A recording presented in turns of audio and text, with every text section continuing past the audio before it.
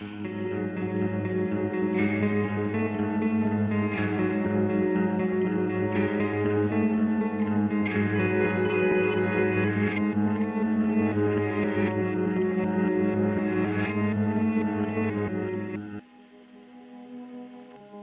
guys, welcome back to Spooky Tuesday, a weekly podcast where we're breaking down all of our favorite slashers, thrillers, monster movies, and black comedies on the new scariest day of the week. I'm Cindy Thompson. I'm Monica Height. And I'm Chelsea Duff. And welcome back from summer vacation. Hey guys, missed you. Movie Hags, but it already happened. movie school is back. Be prepared to learn something. And today we're coming back with two incredibly educational movies. I think they should be on everybody's watch list. They will make you smarter and more well-rounded as a person. Yeah. Yeah. What she said. So I one evening was on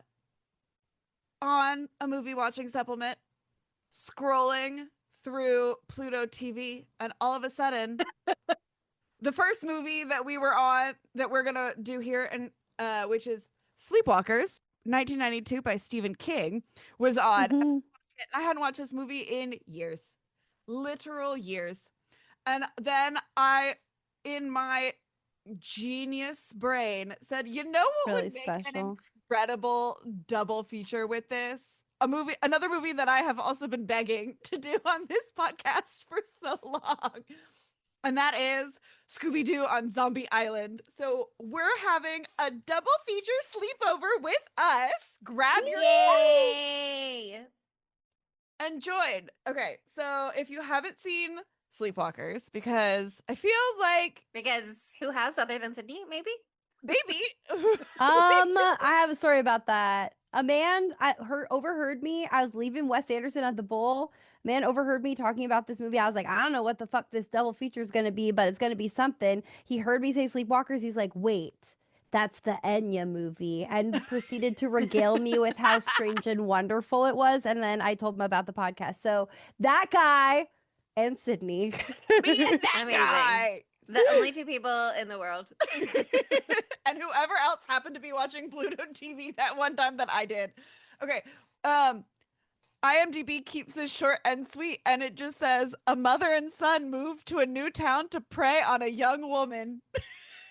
Sure. Girl. To the point. Keep it direct. To the point, Girl. it gives nothing away. No, Okay, and I like then that, and that's important. For Scooby-Doo on Zombie Island, a little bit longer. We've got 2 full sentences. Whoa.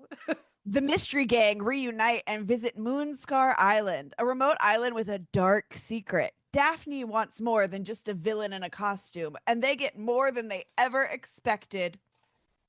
It's true. I It's kind of true. feel like you could have just had the first sentence, but the second sentence is adding something. Yeah. Yeah, totally. Okay. What an these were- experience. I was about to say, this is your first time watching Oh my God. Sleepwalkers. I gotta say, hospital waiting room, really great place to watch Sleepwalkers. Really powerful place to watch Sleepwalkers. I was sitting next to a family with children as I realized this was an incest movie. You just give away the plot, Monica. Well, Okay, look, they're not well- hiding it. They are not hiding it. Okay, first of all, we can't go to the incest yet. The first thing that happens is Enya. The first thing Yeah. that happens is Enya, and that's the most important thing. What is that song called? Humming song, Enya. Is it? It's called The Humming, I think. There's like a rap song that samples that, and every time I kept thinking, No, it's not. Sorry, it's not called that. Keep going. Oh. It's not called The Humming. I'm working on it. Keep I going. was like, but every time like that like sound like was playing, I was like, and the rap song is gonna, what's the rap song? I have no idea what you're talking about. You guys, it's a word I can't say out yeah, loud. I looked at it because it's on IMDb trivia, and I thought about trying to say it, and then I was like, actually, Monica can have this one. Oh, No, okay. No, don't worry. We're gonna go into the science of thing. YouTube. Here's No the thing. way. What? I have a guess. Boudica. That was my guess. Boudica. That's the I've name of heard the that song. before, but I've never seen it written like that. Spelled almost exactly to my dyslexic brain as bodacious. I look at Yeah. that, I see bodacious. It's spelled Boadicea, spelled Boudica. And it is the best song in the entire world. What's the rap Boudica's song? like a figure. Yeah, It's- she's a person. I Don't Want to Know by Mario. The I don't want to know Oh, if that you're playing me, keep it That on has the this? low. Yeah, it like the and so every time that came on, I was literally just expecting this song to start playing. Okay, Please don't let well, it show. I have a link that I'm going to send you guys because when I hear this song, I remember the first time I ever heard it, and it was at a formative time in my life when I was watching. What else was I watching at any time in my life? Criminal Minds. It's always the answer's always Criminal Minds. It all goes And there back. is an episode of the show called Fire and Ashes, and it has this song. I'm watching it right now. It's a scene in South San Francisco, and there is a fucking arsonist, and this family is like burned to death inside of their home while this Enya song plays. It's horrific, and I will be linking the scene in in the show notes below. Okay, but here's the thing. You want to know? So, the song came out, I want to say in like 87, Uh-huh. but Enya. Sleepwalkers was the first, like, it was the time when like the general public first became aware of this song. Good. People need to know about this song. It's such a good song. It's such a fucking good song. It's so powerful. It scares me a little bit. I feel fear right now. And also, isn't it Enya who never tours? Because Yeah, she just is like, I don't do that. In And I her never have, castle? and she never will. Yeah, she's just living her life. And as okay, she should. Boudica is an ancient British queen of the Iceni tribe who led a massive historic uprising against the Roman Empire in AD 60 or 61. Today, she is remembered as a British national heroine and a powerful symbol for the fight for justice and independence. Doesn't Hell really, yeah. I They don't could have think. done something with those themes, but it's not about the themes, it's about the vibe. Yeah, it's not so that what I'm learning from that is it has nothing to do with the film Sleepwalkers at all. But And the there's vibe no- of it does. I You know, know but what, like, though? but it doesn't go deeper than that. To be No. very clear, Yeah. and it shouldn't because nothing should be that deep in this Yeah. fucking movie. But I'm glad that we cleared this up early because you guys were talking about the Enya song, and I saw on IMDb trivia that it said director Mick Garris states that Stephen King. Oh, I'm reading the wrong one. Oops. It's just it says director Mick Garris selected the Enya song Boudica for the film during a 25th anniversary Q&A session. So somebody must have like written that not the way that it reads. They had a different intention in their heart when they were putting that sentence together. That makes Yeah, because I was like, was this that song added like retroactively when the original rights No. expired or something? Like, what was going on? It must have been like They he just- revealed at a 25th anniversary Q&A session, which I guess would be, when would that be? Like Recently? 2017? 92. Yeah. 2017. So how fun that they were celebrating that it was 25 at the time and they had a big enough community to do so. But I guess they presented him, Sony Music presented him with a bunch of different songs for cross promotion, but he said Boudica was the sole option that he felt matched the film's tone. And I think it does. I think so too, and I also like that this movie has only 2 songs and it plays them 10 times, and I like that. The other one is the Have a strong identity, you know? Mhm. What is that song? I meant to It's look it called up. like Sleepwalk. That's what they call it in the movie at Oh, Yeah. oh, Sleepwalk yeah. song. Yeah. Oh, I love that song. And this movie, all the incest in the world couldn't take it away from me. I'll tell you that right now. I So, liked the don't worry. incest. Yeah. Well, I thought it okay. was adding things to the theme. Well, and Here's- it's I liked the like, incest. it's Quote not Kelsey. just like Put on a a tube of soap. yeah. Well, that's I'm gonna go home after we record this. I'm gonna watch another episode of The Vampire Lestat, and you know what I'm gonna get? More mother-son incest. So that's Wow. just what it is this summer. Yeah, mother-son Mother incest son summer, incest baby. summer. That's the Let's theme of the month. go. Let's go. Let's go. Do we That's just so do funny. an incest? Mother-son No, incest Mother's month. no, We've got to wait for no, May. no, We'll do that in no. May It for has Mother's alliteration Day. in it, Monica. I Mother-son just incest that May. could be. Mother-son Let's incest do. September. I think we could just do it. We could do it an undercover kind of situation where it's mommy issues, May, but the subtopic is incest, and so it's only mother son incest for all. We can mommy open issues. it I don't up. know. I We think can, I like Chelsea's you know, Incestober. Timber. Yeah, Incest- and we incest just That's what Chelsea wants to Leviticus, so I think December. Mia Wasikowska wants to come back for Crimson Peak, Spooky Take Tuesday. Just really open it up. There's something about the incest stuff where I'm like, it makes me feel scared. I feel scared, but I think it also- wants you to feel scared. No, Yeah. I know, but also I was into it in Crimson Peak. Unfortunately, that movie, whoa, that was powerful. Power dynamics a little different in that film. Yeah. I was doing so much mental gymnastics to try to make this not incest, though. I was like, Yeah. I figured it out because they're sleepwalkers.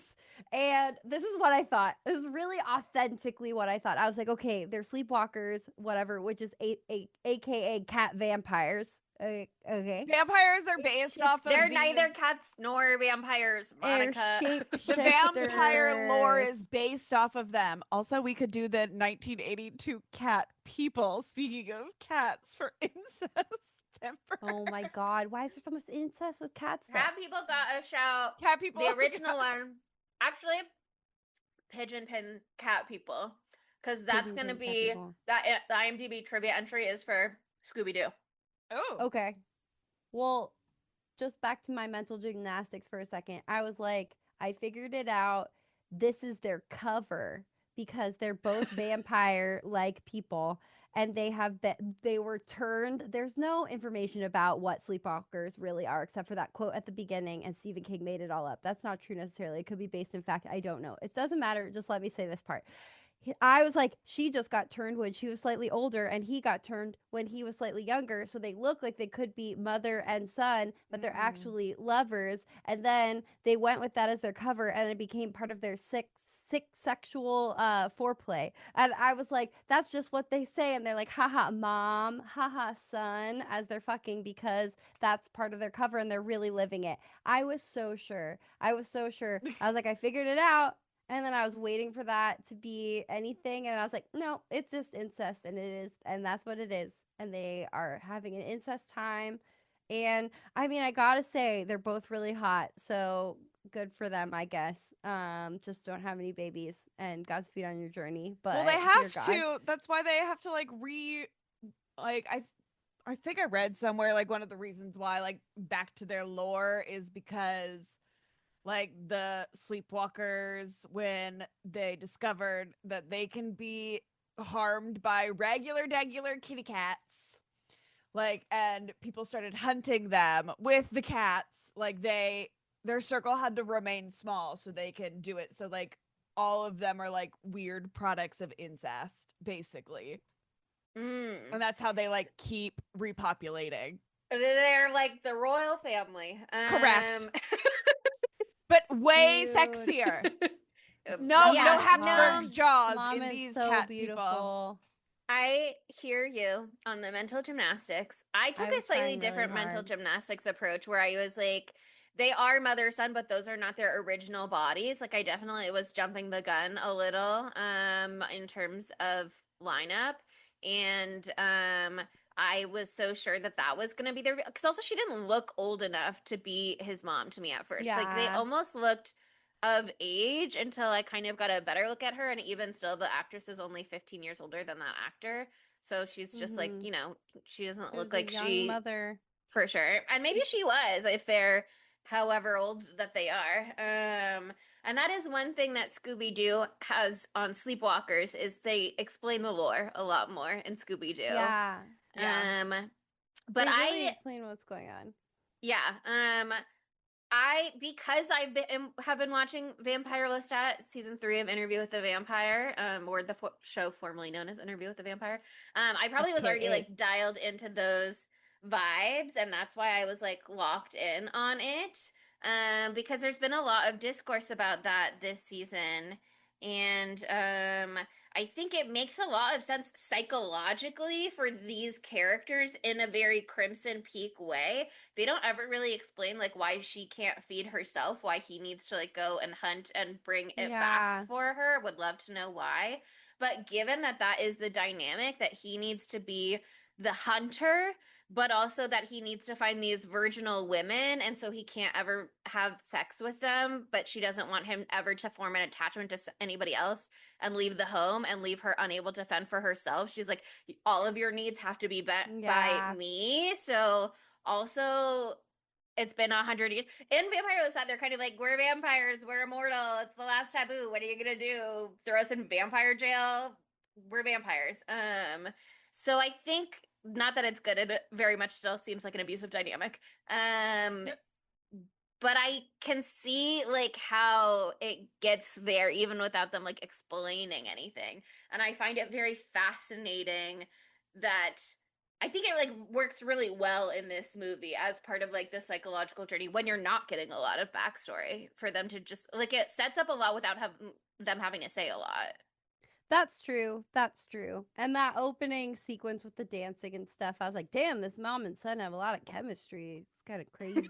I thought it was going to be like a casting mistake situation. I was like, oh no, it's going to be like he has no chemistry with Mad Dynamic, which is crazy. Who could not have chemistry with her? She's a gorgeous angel.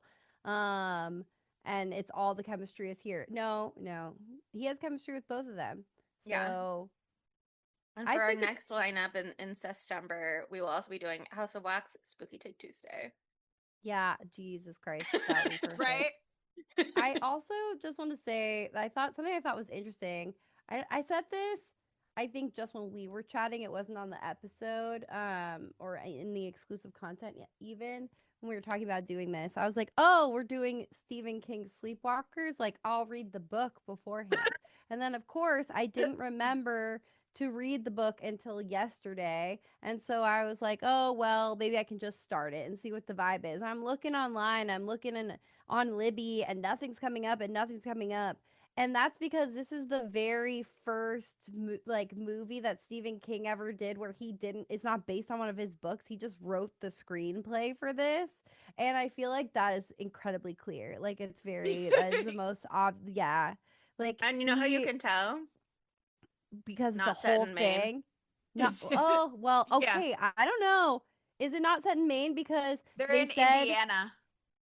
Okay, where's Castle Rock? Because there's a line in the movie where they said, "Bring in everyone, call up Castle Rock," and that's Castle Rock is, I think, it's like in the Stephen King thing, and I think Castle Rock in the Stephen King Maine universe. But Travis, Indiana, it's Travis, Indiana. How close is Indiana to Maine? Not close. They said Castle Rock, though. I remember because I was like, ding, ding, ding. I know that word in relation to this man. But I had no idea where we were. You know what? I assumed they were in California that whole time and just went to another town. But well, they started the opening, they're like, we're in California. And then they never tell us where we are again, other than being like, he's from Ohio. Maybe.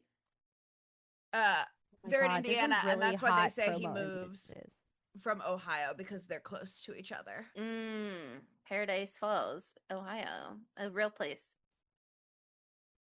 No, it's not. I wonder where Paradise Falls is that he's saying that. Isn't Paradise Falls the name of... No, it's Gravity Falls. Isn't that what's Gravity Falls? Gravity Falls. Oh, where Gravity Falls. Yeah, I was like, isn't that? And I go, no, that's What's the one in Devil's Kettle is Jennifer's Body? I thought they were going to be doing a Jennifer's Body thing in this movie where they're like, oh, you thought she was a virgin, but don't you see how ready she is to fuck in an old cemetery? Gotcha, bitch. But that was not the case. That was not this movie's journey. It literally is just that when I look at Paradise Falls City, it's literally a waterfall in Thousand Oaks. and it's maybe not. And a it city, looks 'cause like they're nothing in is coming Thousand up. Oaks. I mean, they probably filmed it in Thousand Oaks. He probably just made up a name. They're probably just like, this sounds romantic.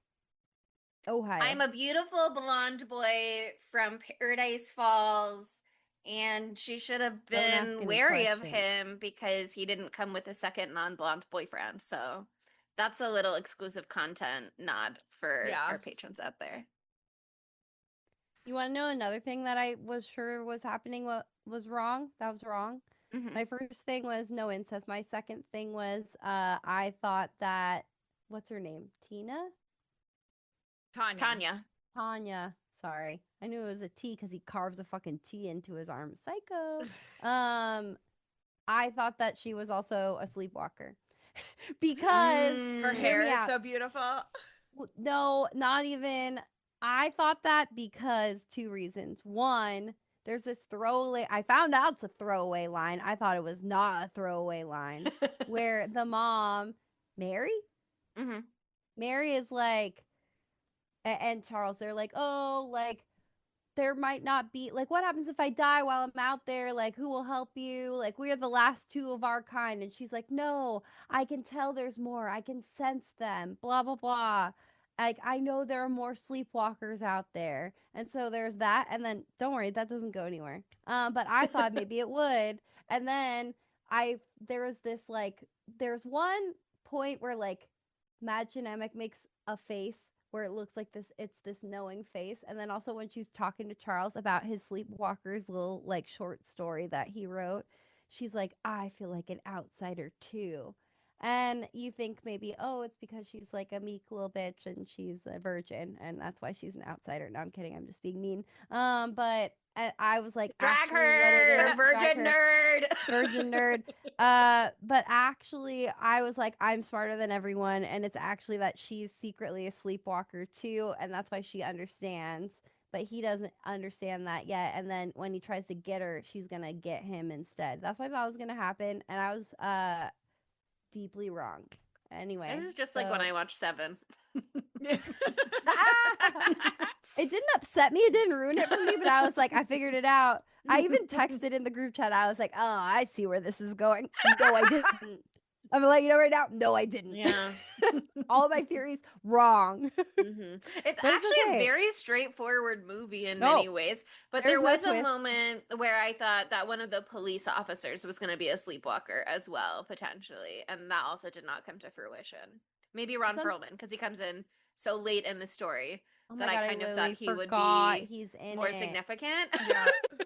But no. I just want to say that it was so shocking to see him be young. I've never seen him be young before. I've only seen him when his face is like big. Grizzled. His face almost looks like a normal sized face in this movie. But like as Right. he's aged, his face has become so huge. I want to say that I think he's handsome, and this is not me dunking on him. I just think he has the largest face that I've ever seen. And so I was shocked. That was a jump scare in and of itself to see him have ever been young. It didn't make sense to me. Were there any other faces that you recognized in this movie? Not Stephen King, but you can talk Stephen about Stephen King. King first. What was the okay? Did I recognize that first cop in the very beginning who Maybe. who I didn't, but then I read something on IMDb trivia about one of the cops in the very beginning. one of the cops in the very beginning, one horrible acting thing happened that was very crazy. Horrible acting in the very beginning. Like when they like find the little girl's body with the braces on that shriveled ass corpse Oh with my the God. fucking With the flowers, fucking rose. hysterical. They're like, she's a little kid. I don't know what he says, but he says like what, wow, how could this happen, or she was just a girl or something. But like the way he says it is terrible, and he's like, and he like looks like that, like he's got this like forlorn like weird look, and he holds it for like super long because they told him to. It's not his fault. But I was like, I recognize that guy, and he did a horrible job acting that part right then. Is that the guy? Our man, I didn't- Clive Barker, is in this movie. Yes, I was gonna say, guess whose dad is in this movie? No way. Yeah, when I looked at IMDb trivia or just regular IMDb cast lists, I was like Clive Barker, and then it's like not just Clive Barker as a lab forensic person. It's like Toby Hooper is there, Joe Dante is there. Yeah. There's one more. John Landis. John Landis. Yeah. Yeah. So they got the whole little director crew. Where together were they? to do. I think they're all forensic techs in the scene when they're collecting evidence at the cemetery after Tanya's been Yeah, Oh, attacked. where that's Stephen why King That's where Stephen Stephen is King King is. there. goes Yeah. around and he talks to all. I was like, this is so circuitous and weird, but I didn't realize that every single one of those I didn't people is recognize a single one homie. of them. No, me neither. Also didn't recognize, allegedly, I'd have to check to see who, but one of the cops in the beginning is Mark Hamill, Luke Skywalker. It is Mark and Hamill. I also- knew it. Yeah. He was Yeah. bad at acting in that scene. It was Mark Hamill. I thought Well, he he looked says like Luke he maybe didn't even Skywalker. get paid, so maybe he's just Well- like he's doing a favor for a friend, is why he was there. That's so and funny. he's also, you know what, in our second movie of the night. No way. A little That's crossover crazy. Mark Hamill double feature. I also just want to take a second to like scorn Stephen King for the way that he wrote Andy Simpson, the black cop. I just like Yeah. he really like don't like Stephen King, I want you to have diversity in your books, but like I don't think you're allowed to write people of color or women because he just does a terrible job every time. And yeah. But I did love that actor and I thought it was great. And I'm obsessed with Clovis. And I think that the idea of a cop that had a cat in the car would make An me less attack cat. scared. That was An so attack cat. incredible. I Clovis would the attack feel- cat. That's what the tag says. Better if a cop came around that had a cat in it. This is the craziest movie I've ever seen. Like everything that happened was insane. The Mr. Yeah. Fallows is trying to sexually assault Charles Brady, by the Is way. that what he was trying That's to do? what he was trying to do. He was saying like he was basically blackmailing him. Money's He not the only throws- currency, but I was like, what does he want? He has his hand on Charles's chest and he said that's not the only thing and his hand starts moving down towards his crotch. Yeah, I watched this back.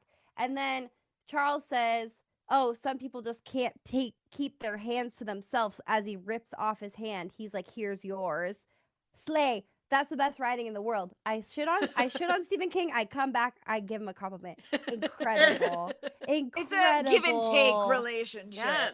He I did has not his catch. strengths and his weaknesses, but that's what was Mhm. happening.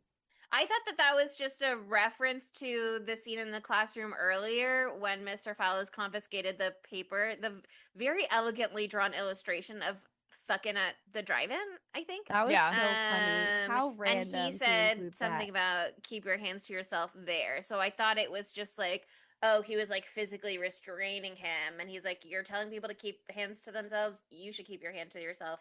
I remove this hand. Lisa Frankenstein reference. And wow, I didn't realize that no, tables were turned on Charles, no. who, you know, he's getting it for mommy, but Yeah, he's giving 'cause it to Tanya. So, you know, unfortunate cycle of violence. Yeah, I also think shot wise, like as Charles is killing Mr. Fallows, and they do that like spinny camera shot, which like I wish I knew how they did it. I don't want anyone to tell me necessarily because I'll fall asleep. I don't care that much, but it was cool. But unfortunately, they were zooming in on Charles, and this is what Charles was doing. That's all he was doing. That was his acting of ripping the guy to shreds. There was no viscera or anything like blood or anything. He was just literally going Efficient. He was just motorboating shaking his him. head. He was just motorboating Mr. Fallows. I thought that was so funny. I was like, they did all that.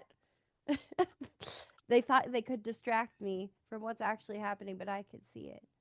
IMDb trivia said they had to make like 9 significant cuts in this movie to get it from an X rating to a movie that could be released. So maybe they lost some viscera along the way.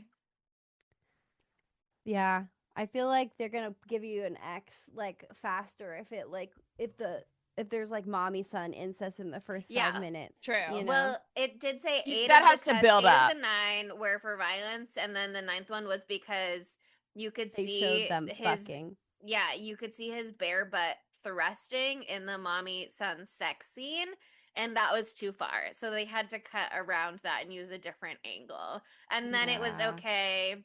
Was to it show them fine fucking, and then when they were cats? When they see it? yeah, I think if you're disgusting, slimy, hairless cats, then it's fine. Yeah, that's What chill. are they? What are they? They're like alien weird things.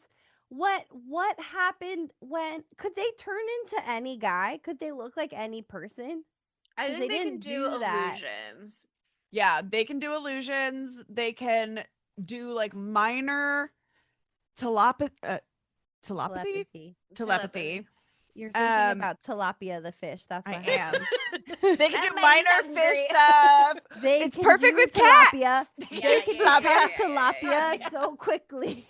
That They would be can. They're like. crazy. Their like biggest like skill is the invisibility stuff and the Yeah. illusion. I I wonder think if Charles can do telepathy at all. I feel like his mom has more powers than him because she's a more Yeah. ancient. And so I also wonder, like, we're joking that she had him young, but maybe she had him at 300. We just don't know. Yeah, we don't know their I ages. don't understand. Like Like I would how love how to quick do they understand how it works. age? How quick do they age? Do they age? Is it a turn thing? Are you born this way, baby? I think they're born this way, which is the incest. Yeah. And then why for a second when Clovis the attack cat first gazes upon Charles during their high-speed chase with with Sheriff, I don't know, police officer Simpson, Andy, we can call him Andy. We're close with him. And his head goes blah, blah, blah, and turns into 5 different things. Why is one of those things a little boy? He's a little boy, and then he's like a little elf guy, and then he's that thing that they turn into later. Andy's the cat guy. No one knows. I think that I'm making this up a little bit, but I have That's fine. given this small thought ahead of time. I think what we see in the mirror is their true selves and what they always look like, and whenever we see them being human, they are performing some kind of glamour, which is why when after he gets attacked, the worse his condition gets, the more he's just that full creature. And so it's like he's exerting a lot of power, and as his power is needed elsewhere to try and not die, it's just like the illusion fades. So when the cat, his vulnerability surprises him, it's like he just gets lost in it for a second, and it cycles through, little boy included, as he's trying to be like human. Yeah. I think Stephen King has a beautiful mind. You give that everybody's got to have their kryptonite, but their kryptonite is house cats, and These like little how baby like kitties. I feel like this is a hard movie to watch because as a cat lover, you would love so much of it, and then you'd also watch 17,000 cats be like eviscerated and ripped in half and their necks snapped and stuff. So it's just Yeah. like you almost have to be cat neutral to make it through unscathed.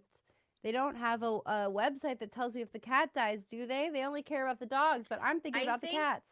where the dog dies, or does the dog die, that website, I think probably covers a lot of this.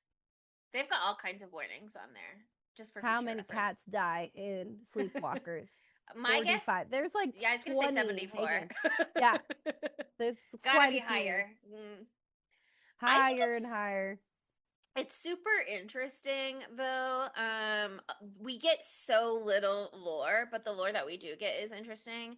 I think that's part of the reason that you can tell that Stephen King just wrote a screenplay is because as I actually don't think I've ever read a Stephen King book, but as I No understand way. it, he goes crazy with the lore, He and goes that's part of his whole crazy. Yeah. thing. That's And why I'm this sure was he so was like, weird. he feels like he I has to don't do have that when it's a to. book, and he was like, well, this is just a movie and they always cut all that shit out anyway, so let me just not even worry about it. No, He it's could have so worried about funny. it a He's little like, bit I more. no, I think he was like, ha ha, finally, I don't have to make it all related to the back of an ancient turtle or whatever the fuck. It's always about a turtle. It's not true. It's like one time it's about a turtle.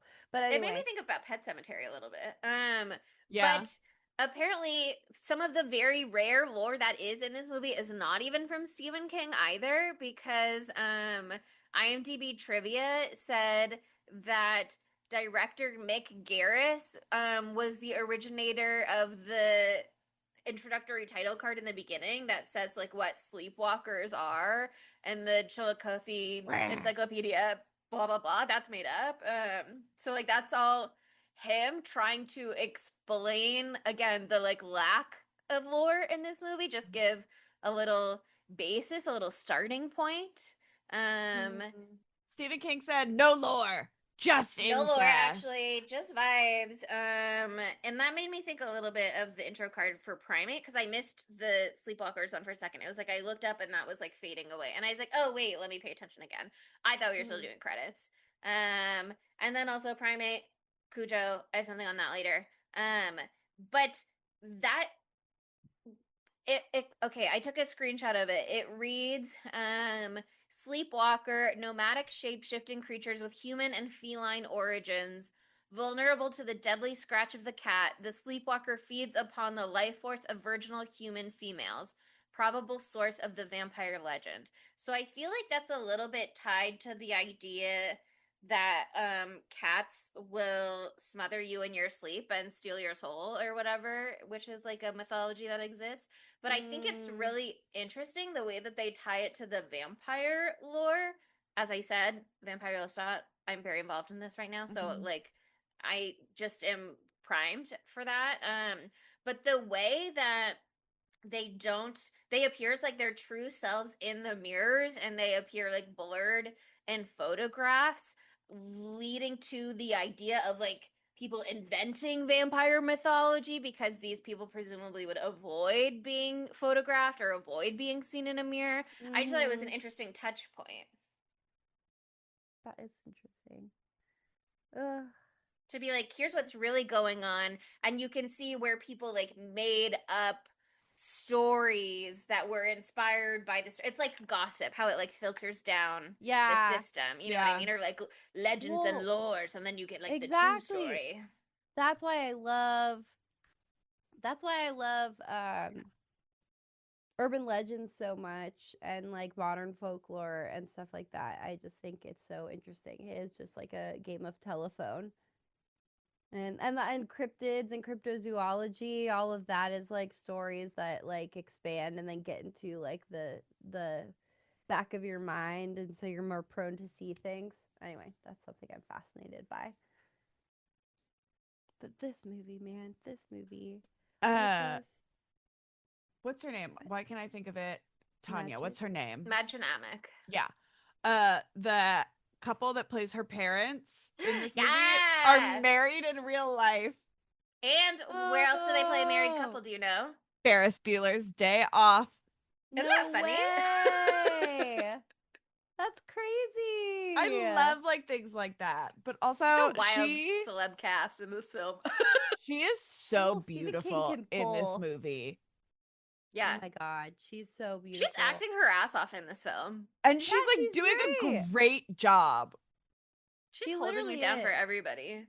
Not that really what's his face, Brian Krause, is doing a bad job as Charles. You mean but it's not Leo Wyatt from Leo Charmed? Wyatt. And this has the vibes of a Charmed episode. Yeah, it does. And it has the prosthetics of a Charmed episode. Oh my god, the prosthetics are so bad.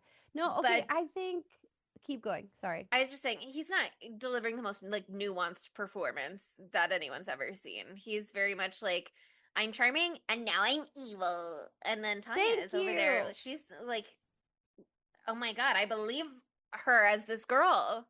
I believe her as this girl. That is something that was really jarring to me in this movie. Again, like an acting issue. You just said it, but like the fact that he's like so sweet. Obviously, he's very sweet too. I keep wanting to say Sheila. God damn it, because that's her name in Twin Peaks. Tanya.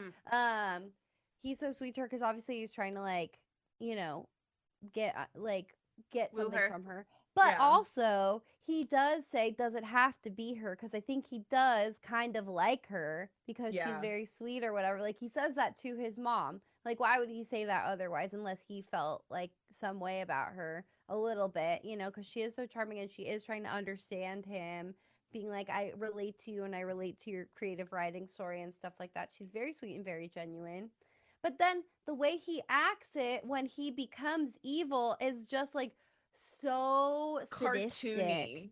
It's like cartoony, sadistic, and he's just like taking pleasure in it immediately. And so maybe it's like a switch flips and that's how it works, but it felt like very jarring, like from him being like, oh, I don't necessarily want to do this to her, to being like, I love to do it and I'm gonna be really, really creepy about it. And it was like sexual assaulty Yeah. vibes too, because just the context of them being on this like date in a secluded place. And Mm-hmm.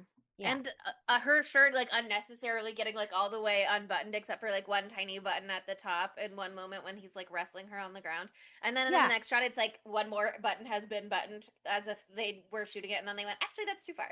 Actually, no, thank you. Continuity Actually, error. this is the implication here is what we are trying to get across, but wind it back a little. And But it's no, also such a sexual movie in general too. And there's yeah. like the boner thing with the friend, like And she makes a earlier, like the joke about, yeah, there job. better be some rubbing in this cemetery. Yeah, but and then afterwards the cops are like, did they tell the parents that he didn't rape her? That part was so Great. weird. Okay, great.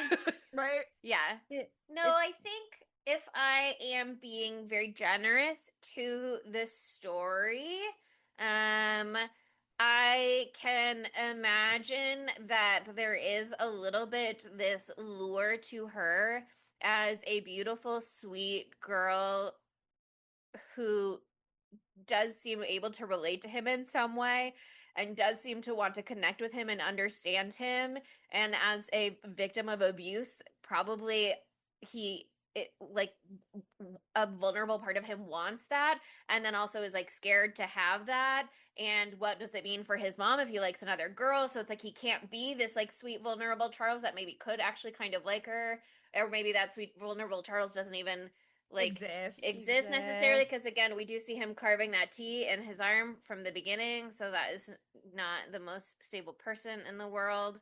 that was so that was so random Yeah. too. Like that also didn't fit with anything else. I feel like they're just like, here's something that'd be crazy to see. Yeah, But but you I know, I think don't it like that. makes sense that he would like create this version of himself when he has to do terrible things, that enjoys Yeah. doing the terrible things. And I also think it makes sense that someone who's been around for decades, hundreds of years, whatever it may be, is able to like divorce themselves from humanity enough to be like, whatever, all these people are gonna die soon enough anyway. What is their existence to me? I don't care if I run over a little girl crossing the street at her school bus. Um, I'm just out of here to have a good time sometimes, because again, my existence is very complicated. I have a complicated home life. Don't To we say the all? To say it lightly. To put it very, very lightly, dude. Crazy. I know I'm being like very critical or whatever. I just want to let you know that I had a riotously great time watching this movie. Like every No, here's the thing. second, I was absolutely thrilled. Like I'm glad it was not good. Like I don't want it to be done in a way that makes sense, because what we Yeah. got 10 out of 10. No, this movie is so bad and yet it's incredible at the same time, because And like it's bonkers. every time you watch it, you're just like, how did this movie get made? I'm so glad that this movie got made, because like 1992 is like, what a great, wonderful, like weird ass year for movies. Oh my But like, god. you're just like, how, like, and I get it. It's Stephen King. He could kind of do whatever he wanted to do. And like, this is what he decided to This is do. what he wanted to do, and thank God for that. I know. Where else where you get a kill of a man named Horace? That's my dad's name, so crazy. I know. I was like, and Charles, and Horace, where's Mark? I know. And the kill is with a corn cob. It's a corn Anything That was cob. incredible. can be a weapon as long as you put enough force behind it. Yeah. Uh-huh. Incestuous cat lady kills cop with corn cob. Beautiful. That's a headline right there. That's gonna get clicks. Remember the part where she reanimates her son's dead corpse? Well, I guess he wasn't actually dead, but she reanimates it kind of to dance with Tanya weirdly, and like It's he's his like favorite a song, weird Monica. Did zombie. you know? Well, I do know because we hear it 40 times in the film, and that's not true. We probably hear it 4 times, but there's only 2 songs, and I wish, honestly, they had used Boudica more. I wish it had been more like in what's it? Us, where like every time something sinister happened, it was a I got five on it. Yeah. Like it's not but I'm sorry, but you know what I'm talking about. Yeah. It used that like the humming underneath more scenes. It would have someone should just use that song again for a horror movie. Like they used it and they did something and it was great, but someone should use it to be actually scary because it would really work. I guess Criminal Minds did, but we could do it one more time. Let's run it back. Did this movie, am I just getting confused between our two features tonight? Did this movie come out in theaters or was it a TV movie? I think it came out in theaters.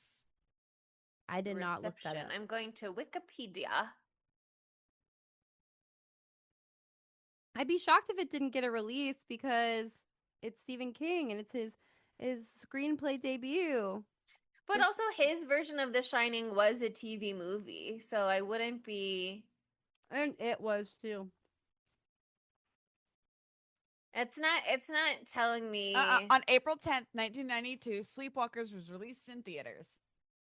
Great. Shocking to me a little bit because I thought for sure TV movie, and I don't know why I thought that other than it was paired with Scooby-Doo maybe, which actually wasn't a TV movie. It was direct to video. Direct to video. Different. Also, now I want a cat named Clovis. Dude. Okay, let's talk about Clovis a little bit more. She wants Monica, two now you more have cats. Monica, Clovis you need to and get Princess another. Donut. No, Monica needs another cat because she already has Daphne, and then she can have a cat named Clovis, and it'll be just like this. Oh And my it'll be god! Wow, that's really powerful. Yep, you gotta do it. Something to think about. You can call him Clove, which is And really Daphne cute. wants a friend. She's just ignoring us. No. I'm just thinking. I was like, I'd rather name it after Madchen, and then I was like, I can't do that. But yeah, I think that Clovis needs more shine because he's the hero of this film. He picks up Several the torch. times. Yeah. He picks up the torch because his daddy is killed. His daddy's the first hero, and then he's like, avenge daddy. Wow. Are you saying that Clovis carries the flame? Absolutely. And I don't understand the reference that you're making, but he does. And Me and your fiance have been constantly sending each other, "We are Charlie Kirk. We carry the flame." I can't believe she brought Charlie Kirk into this podcast episode. So fucking funny. Not All during Adam my slumber party. All Adam and I do is we are Charlie. I'm So dead. we're constantly That's like, so they don't funny. carry the flame. They're not carrying the flame, dog. Well, I guess Clovis does in a way. But he literally gets a gang of stray cats together to go. He gets an army together. Come on, And the squad. army, Yeah. they're like calling Castle all Rock. Well, Charlie Kirk. Castle Rock didn't fucking show up. We got 40 cats, and they're Clovis's homies. And Clovis like is there being like meow meow. Like I feel like Clovis really like becomes like not he's obviously sentient from the go, but like you know what I mean, like anthropomorphized more and more as the film goes on. Sorry, sentient was the first word that came to me. Like I felt like he's about to Scooby us and like be like Yeah. meow, meow, meow, like let's go meow. You know what I mean? Like getting the troops together. I was like, this could happen next. He could start talking, and I wouldn't bat an eye at this point. And maybe in the that's movie. the double feature that Sydney was really setting us up for. Hold on. We didn't talk about this. Remember that part when I don't even know why Mary is mad at Charles and you get slap-o vision and it's like slap, slap, slap, slap, and the camera's like going back and forth. Do you remember that? Vaguely. That was really powerful to me. I don't know. There was like so much slapping in this. We also get cat-o vision. We get Clovis's POV. And did you know that cats see red? They only see red. I don't think that's true, but according to Stephen King, they just see in red. Powerful. I feel like I forgot half of this movie. I only watched it one time because I had 2 movies to watch. But I know. I think Well, I that remember the happens. important stuff. Yeah. That happens. There's a corn cob. Maybe Mary kills both of Tanya's parents. It's hard to say. Yeah, I think both of them die because at the end I she's feel like, like "It's her just mom me got and you, Clovis." Maybe. Mom got defenestrated, but she might but still she be was. alive. She But seemed like she was still kicking on the ground. she really did like a coffin flop though as she went through. Her leg was like, whoa, like I was like, oh my They god, showed a lot it's of almost, panties in this movie. yeah. Let's not forget the middle of the movie car chase scene that like is so like I would have liked to have literally cut that part out and give me more lore.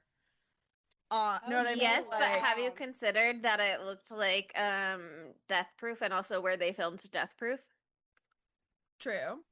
So It's all a reference. Everything. There's a clear reference happening. I was just talking about Death Proof the other day and, like, spreading the gospel of Grindhouse in general. People need to know and they need to be watching it. God damn, this is such a fucking crazy movie. I don't even remember what happens at the end. Oh, you don't want to know why? I was drunk when I watched the end of it. Well, the I end. watched this over the a period of a whole day. I watched it holding an iPad up to my face in a car driving home from Long Beach. And then I had 10 minutes left, and then I had 2 martinis, and then I watched the last 10 minutes. And I remember thinking, God, I'm so glad I'm drunk for the end of this. But I can't tell you what happened. Well, the end is the cats all attack mommy, and she like spontaneously lights, like combusts and is on fire. Yes. Wow. And as she's burning, and she like comes back, and she's like not a cat person, she's regular thing, and she's like, "You killed my son, my only son." Yeah. And then Oh, is like on the ground good. burning, and Tanya is like holding Clovis and just goes, "It's me and you, Clovis," and then it's over, and then we cut to Enya again. Sail away, sail away, sail away. No, it's not Oringo Flow. What if it was though? What if it was? And then she gets on her I'd be sailboat upset. in Indiana. I want to know more about Alice Krige, who plays Mary. Oh my god, no wonder I think she looks so fucking familiar. Oh my god. Wait, why do I recognize her face older so much more. I think I've seen the Star Trek movie that she was in. She was the Borg queen. A lot of Okay. familiar faces, even beyond all of the cameos, a lot of familiar faces in this movie. The woman in the very beginning who was going, Martha and Carl Brody, but they were so nice. I hope nothing bad happened to them. She looked so familiar to me, and I looked her up, and her name is like, oh, I'm going to not say something mean. Just give me a second to look up what her real name is, because it is not what I'm thinking that it is. But it is like She's in Doctor Rusty Who. Schwimmer. You're talking amazing. about the Borg still, isn't Doctor Who? I'm talking about Yeah, okay. Alice Krieg still, sorry, or Krieg. Yes, but Rusty Schwimmer, if you recognize her from the beginning, not only is she in A Little Princess, which is a movie near and dear to my heart, she's also in The Righteous Gemstones for 4 episodes, and most recently, she was in The Pit as the very horrible Monica, who comes in to take over the clerk system in season 2. Oh, The wow. one who is MAGA. Yeah. Yankees. I want to call her Rusty Scupper, but that's the name of like a seafood restaurant in Baltimore. Might be a chain.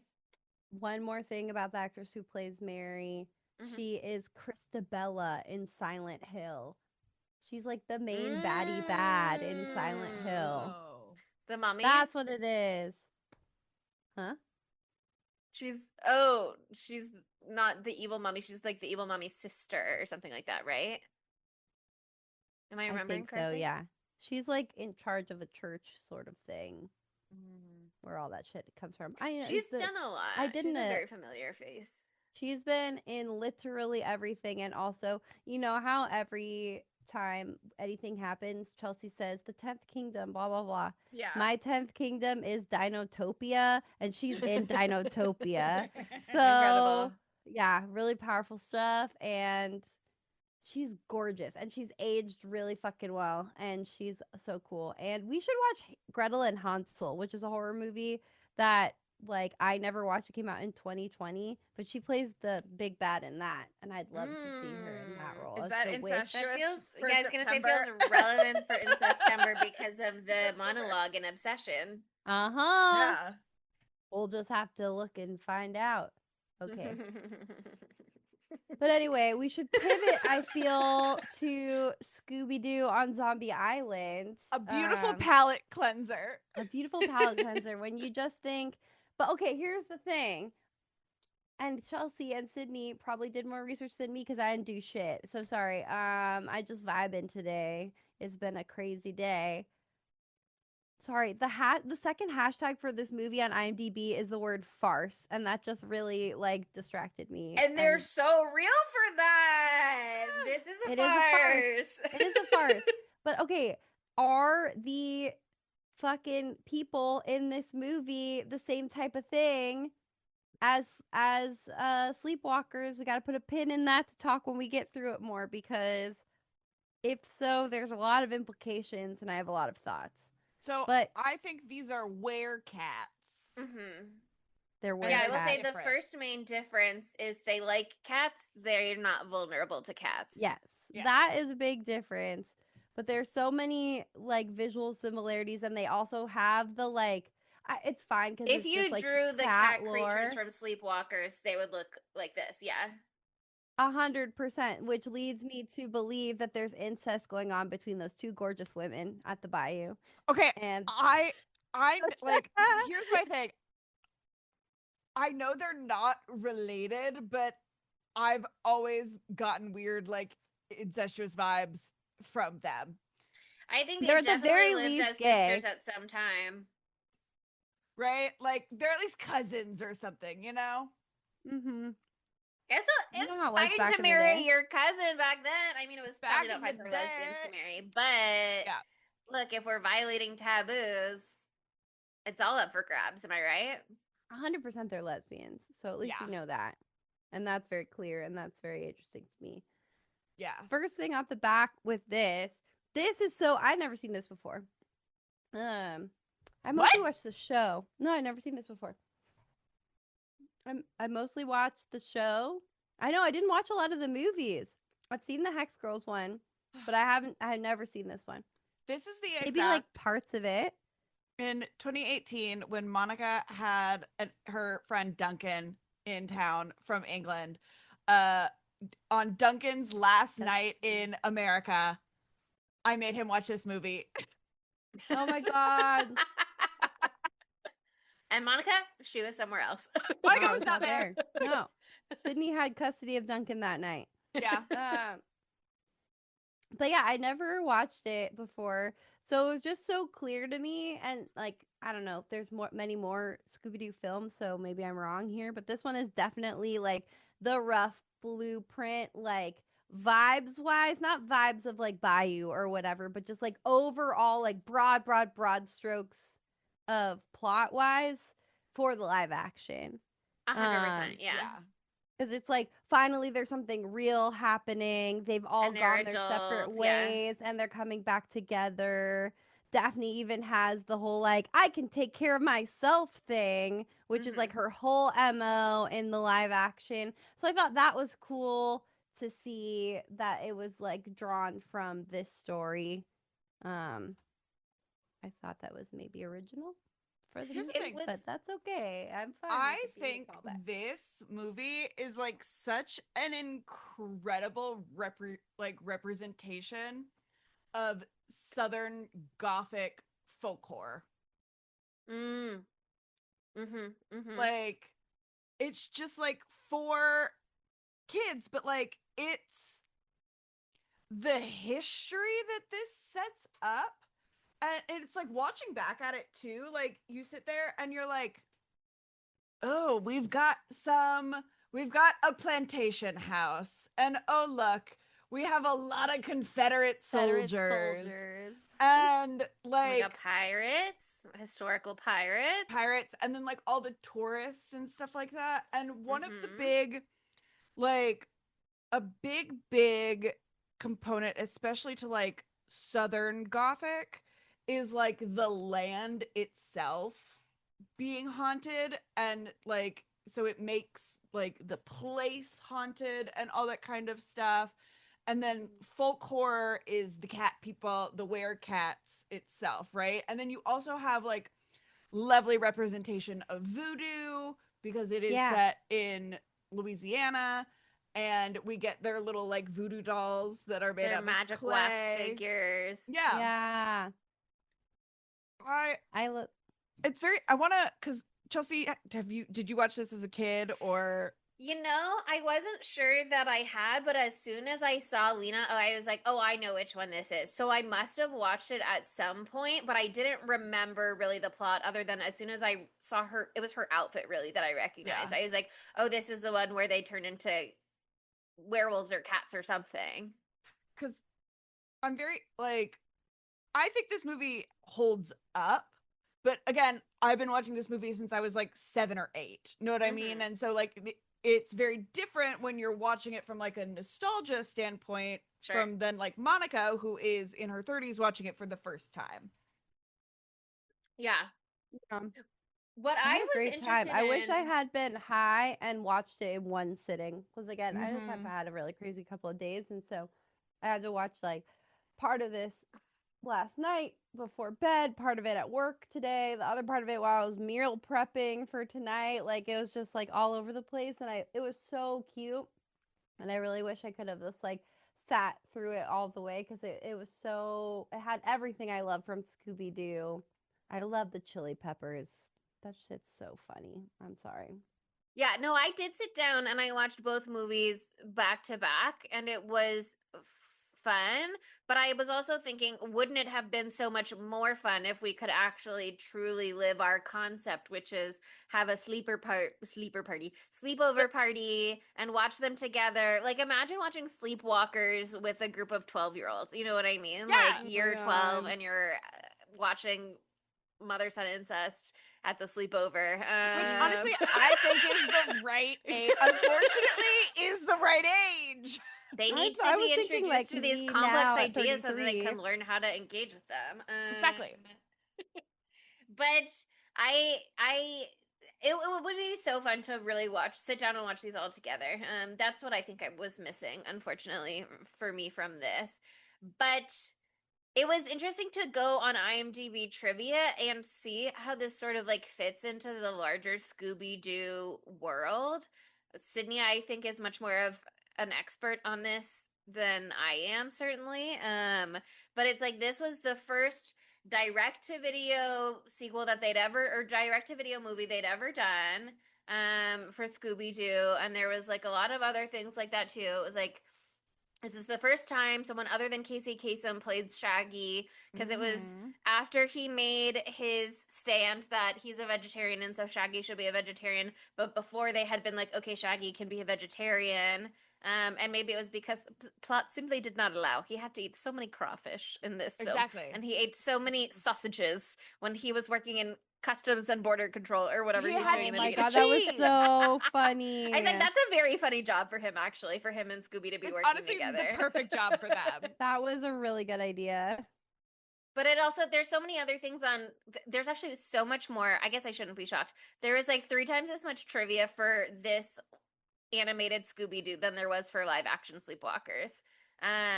But it was also like, this is the first Scooby-Doo where Scooby shows aggression towards another animal. Like, usually he's friendly to Yeah. other animals, including cats. That was off-putting to me, I will say. I was like, why is he attacking these cats like this? I don't think like he to just see knew Scooby these this way. cats had bad vibes. Bad vibes, yeah. Because they said he's good with cats Yeah. in the beginning. And not that they really were speaking with their hearts in that moment. They were just like, let's explore this mystery. But there's all kinds of stuff like that. It was like, this is the first time that Daphne has been like the true believer and that Fred is the skeptic instead of vice versa. Mhm. This is the first time that Daphne has had that arc where it's like she can take care of herself instead of being like danger prone Daphne, in quotes, is what she used to be called, I guess. Yeah. And this is the first time where they alluded to a romantic relationship between Fred and Daphne with the sort of like the jealousy that's going on. Yeah. Where they're so often like coupled up since then. It was like this is the first Scooby-Doo movie to even include Fred and Daphne and Velma, which I guess means all the previous movies had just been Shaggy and Scooby. And they'd only been in like the TV shows and the cartoons and the comics. That's crazy. I know, I was shocked to see that, but I was also like, That well, part's maybe crazy that's to true. me. I don't know. Well, I think my big question with this was like what is the relationship timeline of Fred and Daphne? Because they were always, I thought, flirty-ish or at least paired off together in the They always paired original off show. together. But they didn't like focus on relationship stuff like that. The show was not like that at all. None of the shows did. And then I think in the 80s, like there's like a series where we just like lose Fred and Velma completely, and it's like Scooby, Shaggy, and Daphne like going around. Fascinating. How random. It seems like kind of the comic book thing where there's a bunch of different origin stories and a bunch of different kind of like versions of them. Because I was seeing also that, you know, in this movie they kind of act like, oh, it's always a man in a mask, which is sort of the Scooby-Doo cliche of it's always a real person in a mask. But there had been previous Scooby-Doo stories where they were real. IMDb trivia said there was Ghost Who's Coming to Dinner from 1988, Mystery in Persia 1973, Ghosts of the Ancient Astronauts 1984, A Halloween Hassle at Dracula's Castle 1984. I know, isn't that the Sydney Year thing with the little baby girl monster daughters? Isn't that Ghoul a Scooby-Doo School? property? Yeah. Yeah. That one So just it's has Scooby, Shaggy, and Scrappy. Well, there you And go. Shaggy wears See? red. And then you also have like red. But he has his Suki's I little know. green identical shirts. I thought that was a really fun gag in this movie. I And that know. felt very like live action-y. Spooky Island adjacent. like this movie is just Even the so names. good. I like the Yeah, little no, it was like really cute. Really fun humor in a lot of it. Well, I love we get the like coast to coast with Daphne Blake, that which was is so very much good. like the coast to coast like move like the ghost weird radio show that we get. Yeah. I love like I hate when the gang splits up, but like I Yeah. love that they immediately are back together because I do like Velma working in like a mystery bookstore. Like that She feels has her very own. like much her. And then in the end we get a little flirting between her and Mr. Cop where she's like, I love detectives. I mean detective stories. Okay, Yeah. girl. She loves a muscle-bound man. What can she say? She is seduced by that immediately. Are Fred and Daphne together at the start of this movie? I know they're like, he's our producer, but then I was like confused with all the flirting stuff with other people. Like, are they in a like, will they, won't they kind of thing? They're not a couple, but I think like feelings are feelingsing a little. Yeah, I think my thing is like Fred and Daphne are the ultimate friends to lovers slow burn. Yeah. Like, and this was the kickoff of it, where like it was her producer. I think they were spending a lot more time together. Just the two of them. And here's the thing: I think Fred flirting and like making flirty comments with Lena made Daphne be like, oh, absolutely not. Only I should be able to do that. That's my man's. Yeah, until she meets Bo, and then she's like, okay, wait, maybe Lena can have him. Unless he's evil, blah, blah, blah, blah. You know what I mean? She's got her whole... He could be evil. I love the pepper thing so much. As someone who's done exactly that, and then immediately had to go lay down and then had diarrhea. It was like a whole thing. Like, I really relate to it. You're like, they left the diarrhea out of this movie. That's crazy. Just know it's there. Well, thank God, because the whole world is coming down with norovirus right now, and it'd be too timely. And I'm bringing it up anyway. I want to catch it so bad. I really want to lose Stop. the last 10 pounds. It's so bad. It's like putting people in the hospital. Let's not forget when I got staph infection and lost 20 pounds, I looked the greatest Queen. I'd ever looked. I think it's time for that You look again. beautiful to me always. Well, I'm I on a disengage from this forced conversation. I'm on a forced alcohol sabbatical right now because I have to go on 10 days of more antibiotics. So I'll join you in this journey. I'm just gonna eat Diarrhea. really healthy. I'm just I'm gonna not eat gonna have really diarrhea. healthy. I'm just not Give going me to the drink for 10 cucumbers. days. Give So me that's the going to leafy do a similar greens. thing. I did just have a cucumber, so I'm probably going to die. You I'm guys probably are gonna in die. Anyway, What else happens in this movie? I think it's very funny and classic that I forgot the bad girl's name, Lena and Simone. Oh, Simone. and I'll get to Yeah. that in a second, but you go first, Queen. I think it's so funny that they think Shaggy and Scooby are such fucking dumbasses that they don't even make voodoo dolls of them. I know. And you If we just leave underestimated a the jar of raw peppers out in the other ragtag room, gang. they're gonna stay busy. Yeah, but they were wrong because those boys can still do things even when they're dumb, clinically dumb. Even though they're clinically dumb, okay, and accident prone, they can still make it happen. Okay, pigeon pin out from earlier this episode. Since you've brought up Simone, the evil mistress of the manor, her name is Simone Lenoir, and that Lenoir. is actually a reference. Oh, excuse me, I didn't do it French enough.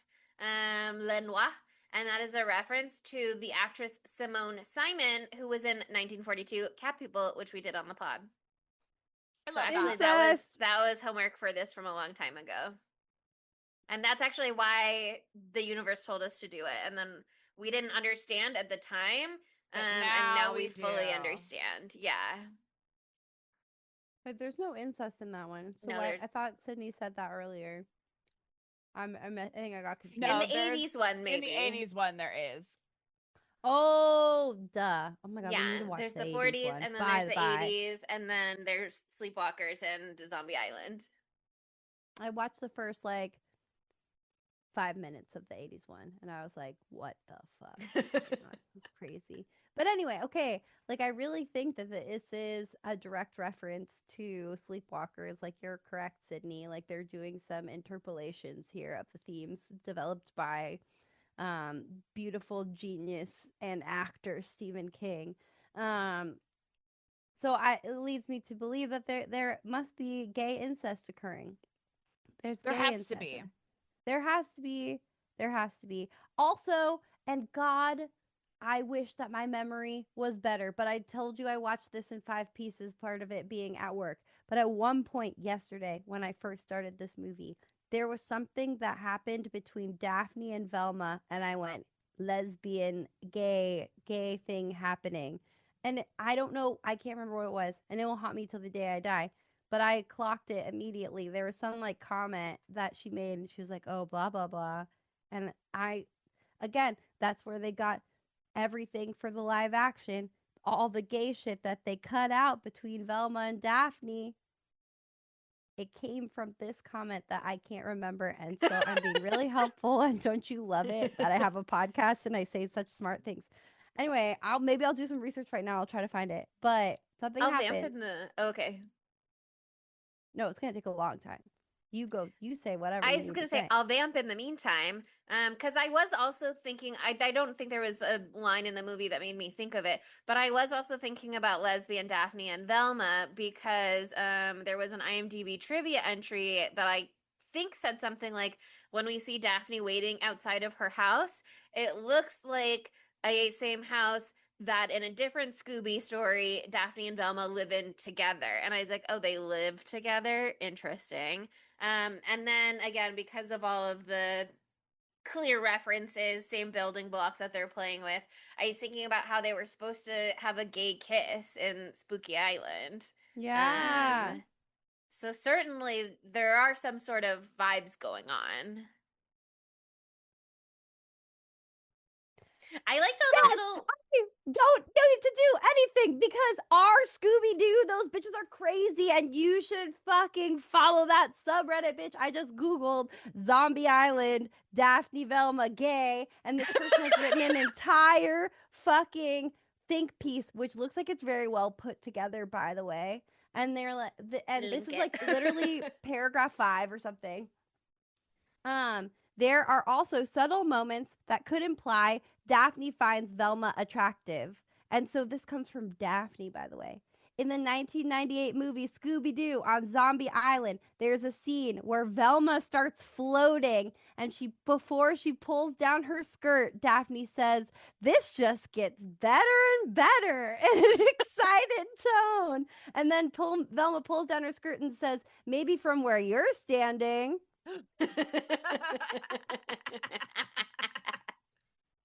Bro, Lots that's of it. panty flashing Thank under you. dresses and skirts in this double feature. Not that we see Velma's Seriously. undies, but they're implied.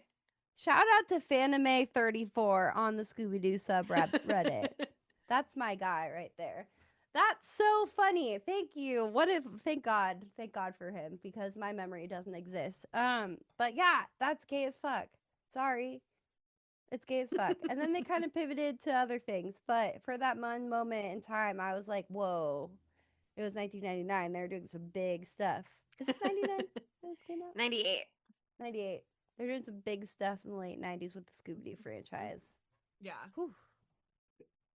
They had some interesting nods to the originals, though, too. Like, I loved in the moment. They all have new outfits other than Shaggy, except I guess at one point he had a red shirt. Terrifying thought. And Velma's in her classic outfit. But I liked when they're all, like, getting ready for dinner. Obviously, we mentioned the little joke about Shaggy having his suitcase of identical green shirts, and he also does his little whiskers trim. But when Fred, like, tries on the ascot and then is like, "Meow," like, I thought that was cute, too. That was He's like, so funny. I love Daphne. Like, she's in like a business bitch blazer now. Yeah. she's a serious reporter.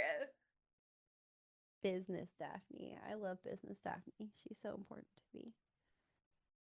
Oh my god. It's great. It's so good. And the zombies were so cool. And I love the fisherman too and the fish. The catfish that he could never catch. That was part of what I Mona, like. big Mona. Mona. I think the fisherman was the one played by Mark Hamill. But let me check that for you. That's Wow, so Mark funny. Snake Hamill Bite through Scruggs. lines. Yeah.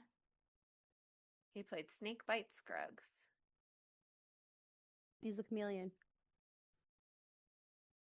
What can't he do? Yeah, they had some returning voices here, and then they had some new voices here. So it was kind of a mixed bag of voice actors in terms of the Scooby-Doo canon. It's weird to hear the different voices than you're used to for the main gang. Mm-hmm. I love the guy who did Shaggy in this, but I feel like I have gotten accustomed to Matthew Lillard Shaggy just because I've watched that stuff more recently, probably. But I also feel like I'm always watching What's New Scooby-Doo. What's this Scooby-Doo? We're coming. He's coming after you, gonna solve that mystery. The songs in this fucking rock too. By the way. Oh my god! I can't believe The I almost music in forgot this? about them. They were so fun. There's 2 songs too. The original songs. They're so good. That is the best part about the Scooby-Doo universe. When they throw in a little original song action. It's beautiful. It's not the best thing. It's one of the best things. It's fake. It's so funny. good. Also, like, just another through line to the live action, like when they're trying to convince themselves that the zombie is fake and they're like pulling on it and pulling it and pulling it and pull the head off and all this stuff. That really reminds me of the part where they're like stretching the face of the live. I don't even know what they are. Zombies. They're zombies too? Which No, ones? no, in Spooky Island. Oh, Spooky Island. No, They're like weird creatures. Creatures of in some regard. That are doing a glamour to Yeah. appear human, like in Sleepwalkers. Oh. I was just thinking about how like metal it actually was in this movie when Fred's like, it's just a guy in a mask, and they literally decapitate this thing. Yank Like, it off. Yeah. here's the thing: the way that this movie, like, I'd been watching horror movies at that point for a couple years, and like adult horror movies, but the way that this movie scared you in a way because like you weren't expecting it because it was Scooby-Doo. Yeah. You know what I I mean? could Like see that. it was one of those like Scooby-Doo is very formulaic, right? Like 100%. the gang's part of the there, charm. something happens, they just happen to be at the right place at the right time. But like so when that is all thrown out, you know, of whack, because what year? It was like 2000s was when the Hex Girls came out, which was like another It's real 1999. ghost. Yeah, the next year. And So it was then like following Cyber, this legacy. yeah, and then Cyber Chase maybe came out in like 2000 or 2000. When did that come out? That feels Y2K. Cyber 2001. Chase. And like that was like a real monster as well. And then the Alien one. Oh God, when did the Alien one come out? That's a great one too. What about the That came out in 2000. So you had like these, you had this one, Witch's Ghosts, Scooby-Doo and the Alien Invaders, and then Cyber Chase, which then all had like a real monster in them. Is Cyber Chase the Cyber Scooby-Doo the Cyber Ghost? Yeah. It's the Or same. it's Scooby-Doo and the Cyber Chase. Cyber Oh. Scooby-Doo and the Cyber Chase. Oh, but the ghost is the Cyber Ghost. That's all I remember. He is, the is Cyber a Ghost. computer virus, technically. But they call him a Cyber Ghost, I think. Yeah. They call him just a really- phantom virus. Oh, fuck. Well, I've just been saying random shit for years then. I feel like it's probably one of those Berenstein bear things, or like Mandela remember the effect or genie whatever. Kazam or whatever, that kind of deal. Yeah, where we're all incorrectly remembering something, but it's verbal lore, so it gets circulated enough that everybody's like, well, but everybody talks about Cyber Ghost or whatever. But yeah, I mean, I think it is interesting that this movie was kind of like the tipping point for that trend, because I mentioned all those older ones that also included real monsters, but the most recent of those to this was 1988, 10 years earlier. What? And if you are a child who's been watching Scooby-Doo cartoons, you probably didn't see that one. You know what I mean? That you've only one? seen the 1988 one was Ghost Who's Coming to Dinner. So if you are just growing up on like the current Scooby of the day, then you're only getting man in a mask stories until this comes along, and then is like, you're like, sometimes the monsters are real. Yeah, and you're just like, Ghost Who's Coming to Dinner is from a pup named Scooby-Doo, incredible. which is so a cute. really good little thing. Honestly, I highly recommend. They're all cute. You can't go wrong with a Scooby story. You can't. You really can't. I liked the end, by the way. I thought it was cool. I liked that. Okay, controversial. The ferry driver was in on it. Jacques. I thought Jacques. I thought one that when he turned into a cat. One, I thought the cat was kind of hot. Sorry. Two. I'm sorry, I had to say it. And two, I thought that the cat looked a lot like Jacques, and I know it's supposed to, but I was like, they did a really good job. I was like blown away by how much the cat like very obviously looked like it was Jacques still. Not that I'm very into Jacques, but when he turns into the big werecat, Sure. there's something going on there for me personally. And I think the concept of sexy lady lesbian werecats that like I don't know, just live on this spooky island together and eat peppers and like kill people. And I think that's hot. lure people We'll bring this in. man in who can deliver people to our island, but he can't live on the island with us. That's only No. for the girls. I love how Exactly. they were like, we needed a ferry driver. Hmm. Yeah.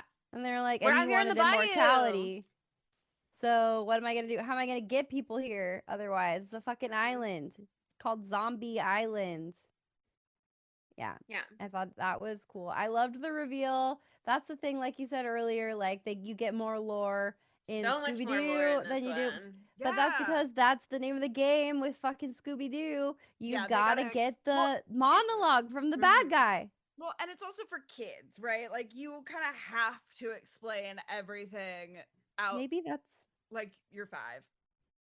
why we are the way we are, because we grew up on Scooby-Doo and we're waiting for people to say exactly their intentions. Stephen King, explain yourself.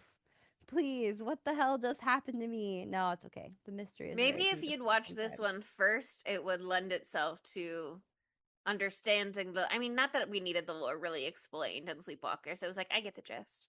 But I think the, it's cohesive in the way that it's not cohesive. Because mhm. nothing is explained, then it's like, it's okay. There's nothing to contradict anything. Yeah.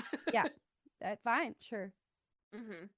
But Of yeah, course. the idea of the hundreds of year-old creatures surrounded by cats who need to suck the life force out of people around them in order to maintain their youth and beauty and immortality are for sure. These two movies are sucking the life force out of each other. They're kissing on the mouth. Yeah. I also, just going back to Sleepwalkers really quickly, like the fact that it was like exactly that, the electric purple like light and stuff, and then when they fuck they light up too, and just like that was just like an unexpected part. Like they don't really use the light as much as That felt very I don't know. Stephen King-y. Mm-hmm. It was so silly. It was so That silly. felt like the headlights or whatever they're called in it. The deadlights. Yeah, I guess. Deadlights. I mean, And say all of what you Stephen will King's about work. that man. When he does a book, it's 700,000 pages long and he explains every inch of it. So I think I he prefer took a little that. break this time. And He said, good for "I'm him tired." to take a load off, you know? Everybody needs a little chill out time, but it's just so funny that he was like, I'm throwing caution to the wind, bitch. I don't care. And I'm going to be in Mhm. it with all We my look the same. homies for a long time. He's always in a cemetery when he's in his movies. He I mean, was I would the be too. priest, So too. So funny. Anyway, are we ready to move on to our... Segamuntos. All Sure. right, we're doing it. How could these movies be gayer? And I mean, the second movie is gayer than the first. Scooby-Doo on Zombie Island is gayer because there are canonical incest lesbians. They're not necessarily incest. They're canonical lesbians in this film, evil lesbians. And you can't tell me it's any other way. Yeah. I think Sleepwalkers could have been gayer if, and again, they'd need to dive a little bit more into the lore to give us this. But if Charles needs to feed so that he can like bring it back to his mother for her to feed when he was weak and injured and unable to do so, she could have fed off of Tanya and then fed it to Charles. And so we could have had that moment of her and Mary and Tanya instead of her just trying to again give it straight to Charles. So not that that would be good gay, but it would be There's not a more lot of gay. good gay options. Yeah, because it's like even if you make Charles a girl, now he's just like a predatory lesbian. So Yeah. Why Tanya could have been Tanner? Why did it have to be a girl? Why couldn't it have been a boy virgin? mm-hmm. That's true. I think we like Chelsea's always trying to make it sapphic, but I will let you know that I'm open to boy boy. You know that I love boy boy. Yeah. That's actually Yeah. almost my preference. Different strokes for different folks. But I think, I mean, we can come up with like nice ways, sort of nice, in that they would maybe get murdered. But like Tanya could have had lesbian moms or gay dads or whatever. You know what I mean? Like, Yeah. although it's nice to have Ferris Bueller mom and dad, but But I think that Ron Perlman and the sheriff like had a vibe. And that's why Yeah. they're mean to Mm. each other because there's like something there in their past. And so Ron was really trying to step back in to Police him. Academy. Yeah. His entire part of the movie is so fucking funny. What a delight. Thank God. Was that like a gag bit? Was he like really big at that era? Like, I don't know. I don't know a lot I'm about almost Ron like, was he Perlman. not big yet at that time, and that's why he's here? There was something about him on IMDb trivia. Let me see if it made it into my notes. No, never mind. Well, I can He's guess I could look at the Hellboy. trivia itself. Oh, he's in the new Cape Fear show. My friends are texting me about that show literally right now. It just popped up on my screen and said, I'm starting Cape Fear. Oh, he's in Fallout too. What do I know him from? I know him from, Hellboy. like, obviously everything, obviously Hellboy, but he is in some random ass fucking movie. Oh, what is it? Pacific Rim. No, it's not that. It's something I think that is with Nicolas Cage, but I also might be wrong. And so I need some time. I need some time. Oh, Season should I of say the something? Witch, bitch! Season of the fucking Witch! Why didn't we do that during Cage Rage May or whatever the fuck that shit was? Or April. That is an incredible film No, it that was everyone should Nick see. Mage. Nick Mage. Nick Mage. Oh, that was my idea too. No, it was your 'Cause idea. it was my right after idea, Planet of and the you came up with the April. name. Yeah. You came up with the name. My idea was Cage Rage May, and you're like, I came up with something better, and I was like, thank God work that on you're it. here. And let me make that a little more seamless. No, it's an incredible like movie set in ancient times, and it's like a buddy thing between Nicolas Cage and Ron Perlman, and everyone should see it. It came out in 2011. So if that sets the tone for you at all, imagine the horror films of the 2010s.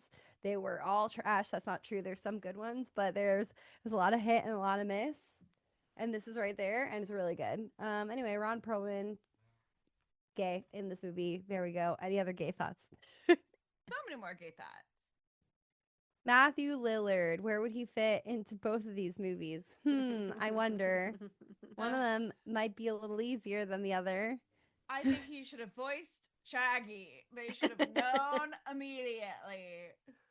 They should have seen into that future and brought him in. Mhm. It was weird.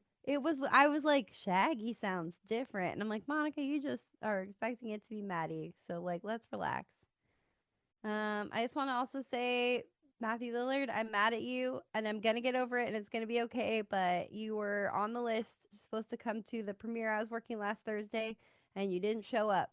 And I think he heard you were there and he got shy. it's okay. I think it was better the last time because I didn't know he was coming, and so it was like a exciting surprise. So I couldn't like think about it too much, Sure. but I was thinking about it a lot. But We I both did got make shy a this joke time. to all of the other people working there, like even people I didn't know. I was like, "You just let me know. Like I'll keep the carpet open myself for Matthew whenever he arrives. Like I'll handle it personally. Don't you worry." And everyone thought it was really funny, and everyone was listening for some reason. Anyway. It was a little much, but Matthew, I'll forgive you. You just got to show up to the next one. But where did he go in Sleepwalkers? I think he could be the jock drawing the illustrated fuck scene. Yeah. That's a perfect place for him. He would slay as Charles. Let's not get it twisted, but I did find that young man's face to be beautiful, and I enjoyed looking Yeah. at it for an hour and 29 minutes.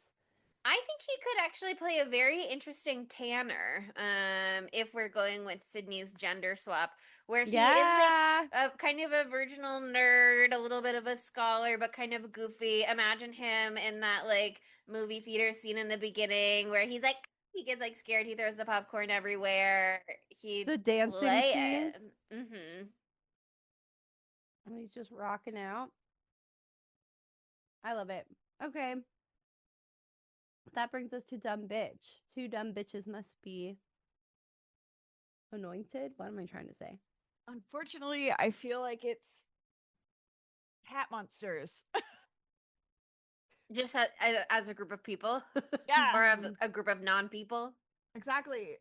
In these I two agree. movies, cat monsters are the dummies. You know what? They're getting bested at every turn. I know. I just want to say that it's so insane to me that it's canonic to the lore of Sleepwalkers that like just any old house cat can absolutely decimate them. Like it's just And that the cats are crazy to me. drawn to them. Yeah, they're drawn to them. I think that is a hilarious fatal flaw. It's crazy. And then they kind of look like cats. Like it doesn't make any sense. I don't understand. And it doesn't matter. And we shouldn't know. And I'm not mad that we don't know, but like it's just preposterous. It's hilarious. But yeah, I think it's bad to kill people, but I also feel bad for those lesbians on Zombie Island because they saw atrocities.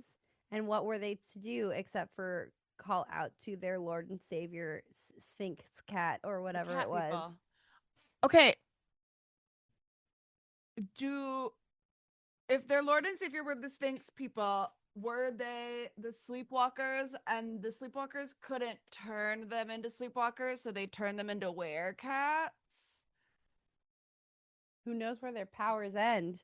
We have no information at all about them and how they work. And so that could quite easily be one of their powers. Well, the mom was like, I know they're out there. I know there's more of them. Maybe she's And I did want more of that. like, maybe it's just the werecats in Louisiana. And they're in And Louisiana. that's why she can only kind of like vaguely sense them because they're like kind of a different thing. It's like in Sleepwalkers, they can do actual telepathy, and that power didn't fully trickle down, but it's like they can use magical objects. So it's like they can't levitate somebody with their mind, but they can make a voodoo doll and pick it up. Yeah. Yeah, it's making a lot of sense to me. Yeah. Okay, And that makes sense why Charles and his mom are so divorced from humanity because they're literal gods. Yeah. Here you go. When you're a god, there's no incest. Ask Greece. Ask Greek. Ask Greek. So true. So true. Anyway, that leads us to our knives out of fives. And Chelsea, I've got your work cut out. I can't speak today. Your work cut out for you. Double movie. Well, Double these facts. movies may have a lot in common in terms of content. They did not have similar receptions. I can tell you that. Because Sleepwalkers on IMDb has a 5.4 out of 10. And if you're thinking, that's kind of low, that's as high as it gets. Because on Rotten Tomatoes, it is 32% rotten from both critics and audiences. Yeah. However, Alice Krieger, or I don't know how we decided her last name is pronounced, but the woman who played the mother, Mary, she did win Best Supporting Actress at the 1992 Fangoria Chainsaw Awards. So, while it is rated lower, Sleepwalkers is actually has more awards than Scooby-Doo, but Scooby-Doo has 7.7 out of 10 on IMDb, and even higher than that on Rotten Tomatoes. It is 89% fresh from critics and 80% fresh from audiences. So, do with that what you will.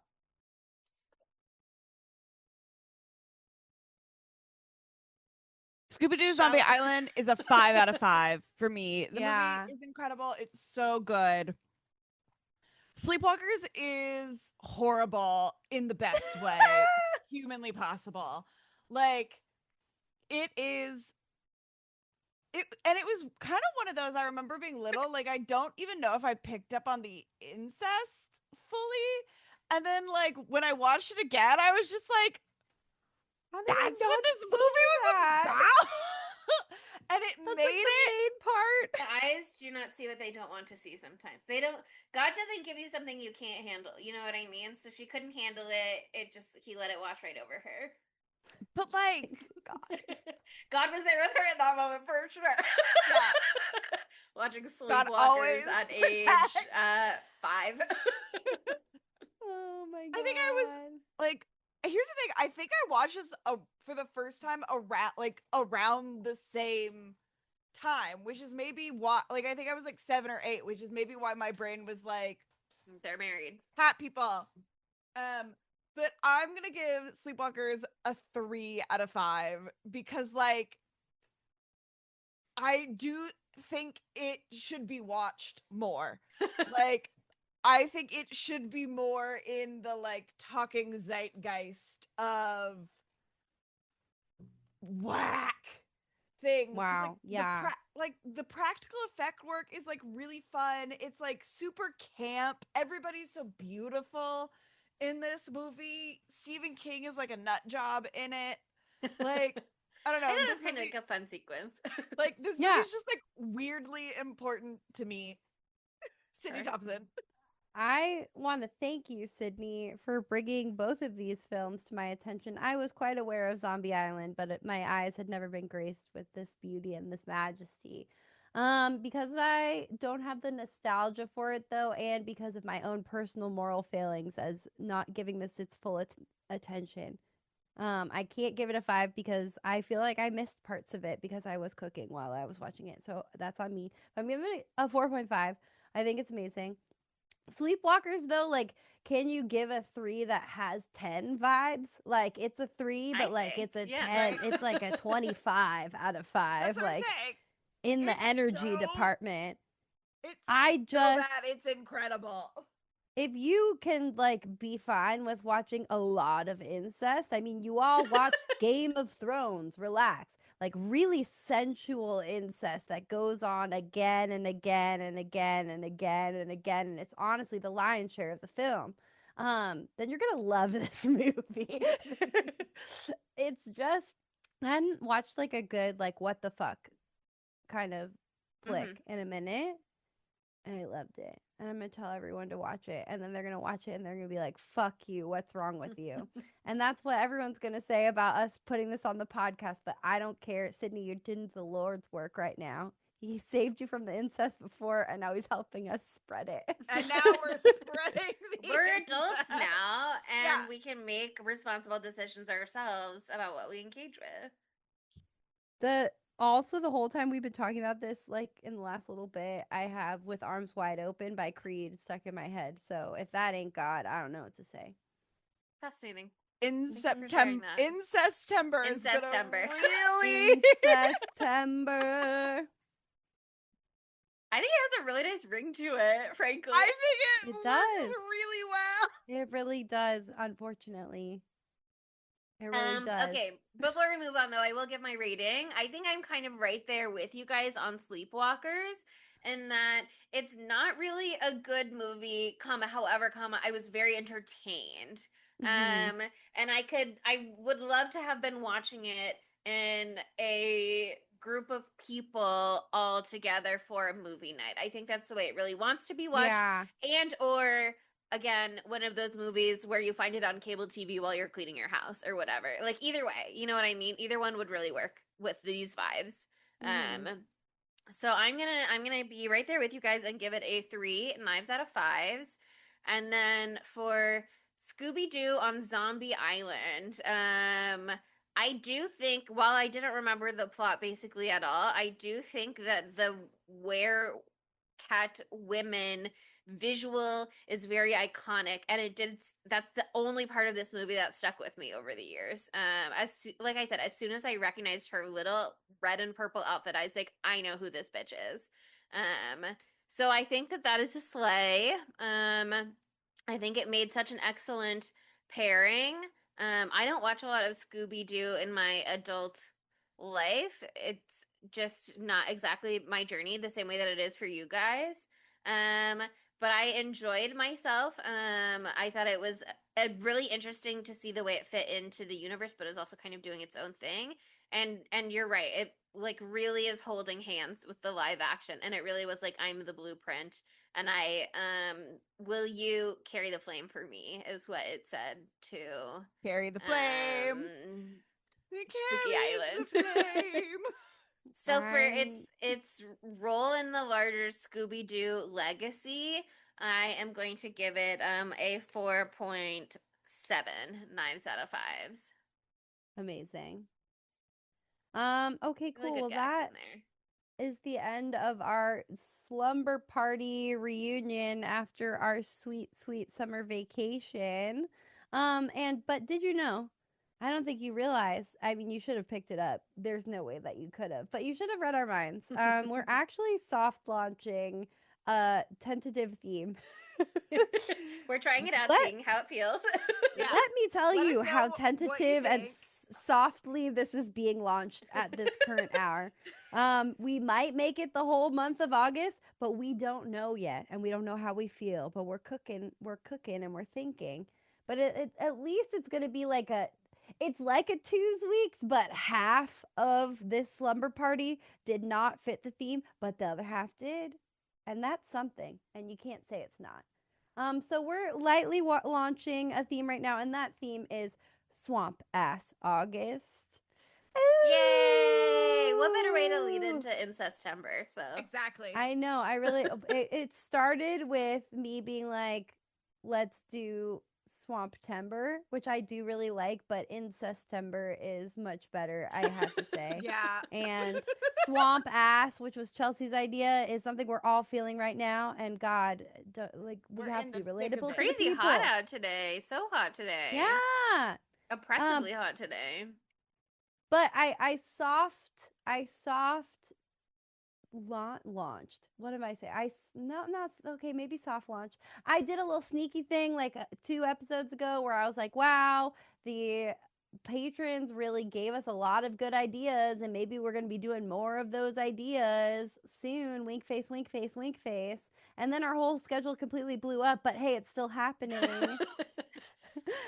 Because Taylor, right? It was Taylor recommended this movie for our list, and it did not win, but I have been waiting the entire 5+ years we've done the podcast to do this movie on the pod. It is a doozy in many ways, but I think it's great, and I can't wait to see if this shit holds up. We are doing 2005's The Skeleton Key. You're here and you're ready for Kate Hudson in a horror movie. I know I am. This movie really fucked me up as a kid. I only saw this movie for the first time when we were doing our OG spooky crew after we watched Marrowbone, and somebody said, "This makes me think of Skeleton Key," and we watched it next. Yeah. Dude, I like love the next Skeleton week or Key. the same night? Next week. I don't. Next week. Oh, okay. Maybe I watched it with you guys. I don't know. I saw this back in the day. I don't know why, but it takes place in a swampy area. I think it's a brilliant same one. exact swampy area. In fact, Same exact Exactly. swampy area. Is it in Louisiana also? Yes. Hell yeah. Swamp Ass August. A vibe, if not a whole theme month. So join us next week. Anyway, why not say in a 5-star review, Hags, but it's like hope you have a good summer. Have a great- HY Hags. had a great summer. Had a great summer. How about that? Had a great summer. Excuse That's what HAG stands for. Not hope you had a great summer, which is what I was trying to do. No, past tense. No, it's past tense because we didn't give you a chance to say this before, but now we're letting you say it after. I hope you had a good summer break. Thank you. Thank you so much. 5 stars. Okay, thank you for saying that. We did have a nice summer break, so thank you. That's very nice. Anyway, also, why not follow us on social media? We're at Spooky_Tuesday on everything except for Facebook and Tumblr, where we're at Spooky Tuesday Pod. We are also on, I'm switching it up. We're on YouTube. I'm saying YouTube first. Something happened to me. We're on YouTube. Oh my God. And Get crazy, girl. it's getting so crazy, and we're all cats. Sorry, I did that. 2 different levels for everybody. We're all cats. I had a tail. We had some little cat cameos this episode as well. Yes. I have a cat as well, but you can't see her because she's behind that yellow pillow. But she's Princess here, Bubblegum was here. and her name is Daphne, and that's See? fitting. She had to make an appearance. Anyway, so you should subscribe on YouTube, and you can see us be cute little cats. And also we are on YouTube. Patreon. I'm having a hard time. You guys aren't on You Boop Boop Boop? That's crazy. Yeah. Boop, boop. Yeah, That's that's the coming up. hot new platform. Coming up. It's TikTok something new, is dead. You Boop Boop is where it's at. Anyway, we're on Patreon, spookytuesday.com/spooky_Tuesday. Or did I say it wrong? Patreon.com/spooky_Tuesday. We have a lot of new patrons. It keeps happening and it's really exciting. So join us, join the crew. The family's expanding and we are always looking for more people. And look, we're doing Skeleton Key. That wasn't even the one that won. It's you could be You guys are so powerful. influential. The power you're getting into our brains. Oh my God, it's a lot that's happening. And then also the other thing is we have a website and it's spookytuesdaypod.com. I like it better when I do YouTube last night. That's what I decided. I'm never gonna switch it up ever again. But anyway, thank you so much for listening, and we'll see you next Tuesday. Bye, Spookies. Spooky Tuesday was created by Monica Haidt, Sydney Thompson, and Chelsea Duff, and edited by Sydney Thompson. Our gorgeously spooky tunes are all thanks to Tamara Simons, who you can follow on Instagram at Great18. That's GR818_. And our podcast art is by Ryan Brom, who you can follow on Instagram at Ryan Brom Art. That's RyanBrommArt. Learn more about Spooky Tuesday at spookytuesdaypod.com and subscribe to our Patreon at patreon.com/spooky_Tuesday.